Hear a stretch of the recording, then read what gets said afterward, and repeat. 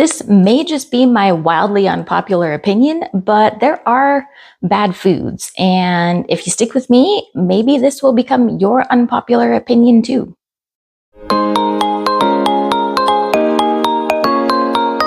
Hi, I'm Krysta, and I help adults clear eczema and psoriasis through food as medicine and highlighting the mind-body connection so that you can finally take your life off hold and live your dreams. And my approach goes far beyond just the nutritional aspect because I know that everything is connected.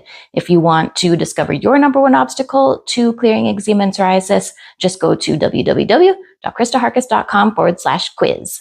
Lately, I've seen so many health experts and influencers say that there's no such thing as bad foods.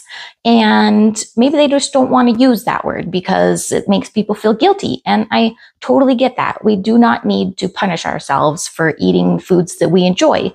But here's my wildly unpopular opinion. There are bad foods. And the key word here is that they're not even food. Imagine being dropped on a deserted island. There's no supermarkets, no fast food restaurants, just you and nature. So what are you going to eat? Fruits, berries, fish, maybe even wild game. All of these things are real nature-made foods that are going to nourish your body. You wouldn't find boxes of cereal and processed vegetable oils and neon-colored chips. And that's the problem today. Our food is nowhere near what we're designed to be eating. Even foods that are supposed to be real, like meat and dairy and grains, have been so messed with that they barely resemble what they once were. Let's take cows, for example. They're supposed to roam around, graze on grass, and produce nutrient-packed meat and dairy, but now they're fed grains and soy, pumped full of hormones and antibiotics, and they live in terrible conditions. By the time that meat and milk hit your kitchen, they're stripped of the nutrients they're supposed to have, and they now come with a side of chemicals instead.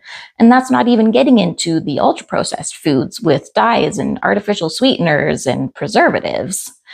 And then we're getting into things like 3D printed meat. Yep, that's a real thing, and don't even get me started on that. So why does this matter? Well, it matters a lot, especially if you're dealing with eczema and psoriasis. Your skin is a reflection of your internal environment, and if you're consuming ultra-processed foods and chemicals, then that's going to harm your gut health, lower your immune system, and ultimately affect your skin. So let's stop pretending that all food is created equal. There are good foods, and there are bad foods. We need to start thinking that food is information that tell our cells what to do. Real food is nourishing and will help us heal, and fake food is just going to confuse your body and make things worse. So when I talk about bad food, it's not about shame or guilt, ever.